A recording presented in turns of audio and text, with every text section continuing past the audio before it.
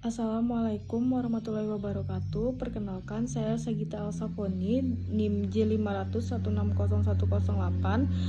Di sini saya akan menjelaskan tentang liquor cerebrospinal atau LCS dan cerebrum. Jadi yang pertama yaitu liquor cerebrospinal.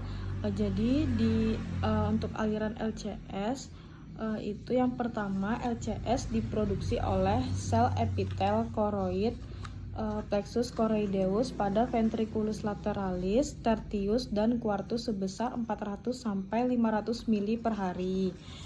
Di sini untuk plexus choroideus yang lateral, yang bagian ini. Selanjutnya LCS dari ventricle lateralis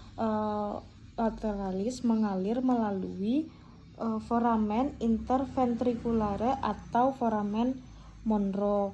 Nah, nanti menuju ke ventriculus tertius, dan turun melalui aqueductus cerebri atau aqueductus sylvii bagian sini. Nah, selanjutnya hingga mencapai ke ventriculus quartus. Selanjutnya dari ventriculus quartus, LCS akan berpindah menuju spasium subarachnoidea melalui apertura mediana Magendie, apertura mediana atau foramen Magendie, dan apertura lateralis atau Lusca. Nah, nanti di dalam spasium subarachnoidea,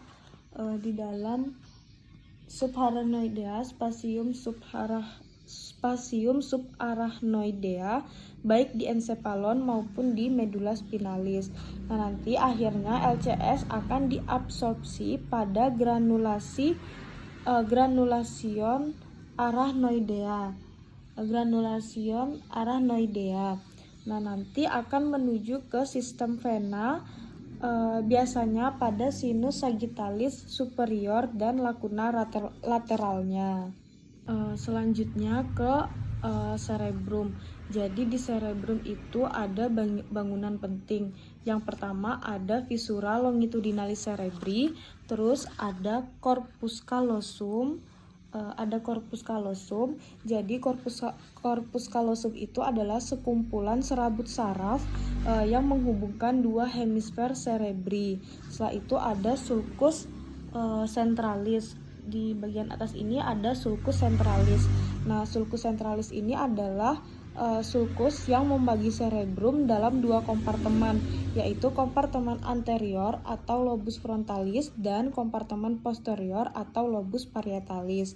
Nah, selanjutnya ada sulcus transversus lateralis. Jadi sulcus yang membatasi lobus temporal di bawahnya. Selanjutnya ada sulcus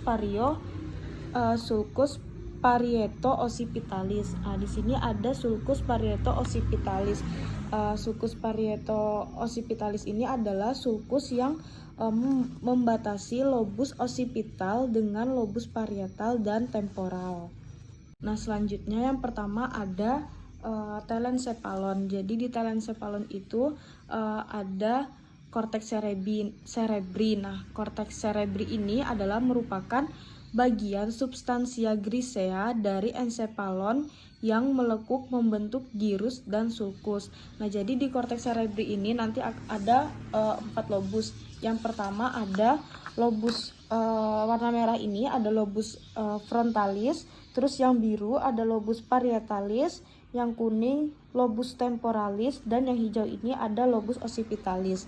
Nah, di bagian lobus frontalis itu terdapat area 4, yaitu korteks motorik primer atau gyrus presentralis. Setelah itu ada area 6, yaitu area motorik asosiasi.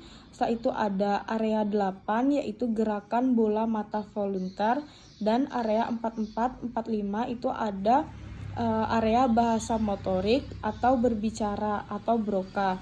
Nah, selanjutnya ada lobus parietalis yang warna biru.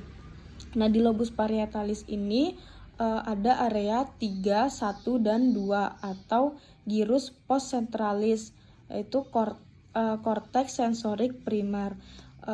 Untuk klinisnya jadi ada afasia Broca. Nah, afasia Broca ini adalah gangguan pada area Broca atau dia ini dapat memahami namun sulit mengungkapkan atau gangguan bicara.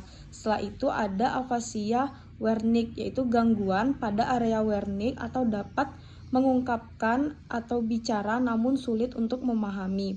Setelah itu ada afasia global, yaitu gabungan dari keduanya. Selanjutnya ada lobus temporalis yang warna kuning ini. Yang pertama ada area 41, yaitu korteks auditorik atau pendengaran primer. Area 42 yaitu korteks auditorik atau pendengaran sekunder. Area 22 yaitu area bahasa perseptif atau pemahaman atau Wernicke. Setelah itu ada area 28 yaitu area olfaktorik atau pembau. Nah, yang terakhir ada lobus occipital yang warna hijau.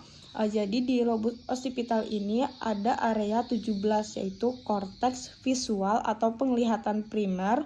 Area 18 dan 14 area 18 dan 19 yaitu korteks visual atau penglihatan sekunder.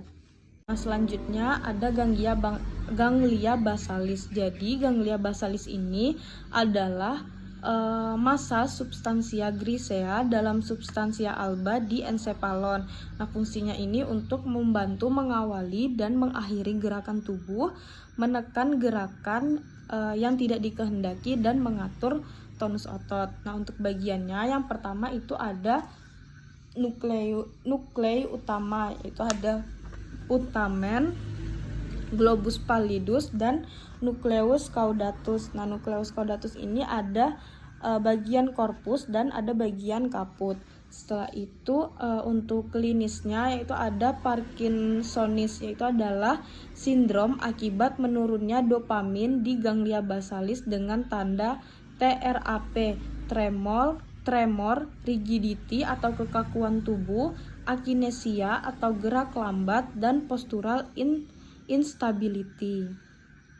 Terus ada kapsula interna. Nah, kapsula interna ini adalah sekumpulan serabut saraf bermielin yang memisahkan nukleus lentiformis dengan nukleus caudatus dan talamus. Jadi di kapsula interna ini pada potongan horizontal itu berbentuk seperti huruf V. Nah, yang terakhir itu ada di ensephalon. Jadi di ensephalon itu dibagi menjadi 3. Yang pertama ada talamus, hipotalamus. Di sini yaitu ada talamus, hipotalamus, dan epitalamus. Nah, di hipotalamus ini, di sulcus hipotalamus ini dia terletak di bawah talamus setinggi ventricle tertius. Nah, fungsinya ini sebagai pengatur hormon atau berfungsi sebagai pengatur hormon. Selanjutnya ada epitalamus. Di sini ada epitalamus. Jadi epitalamus ini terdapat glandula pinealis sebagai pengatur hormon. Alhamdulillah, sekian penjelasan dari saya. Apabila ada salah dan kurang, saya mohon maaf. Saya akhiri, wabillahi taufiq wal hidayah. Wassalamualaikum warahmatullahi wabarakatuh.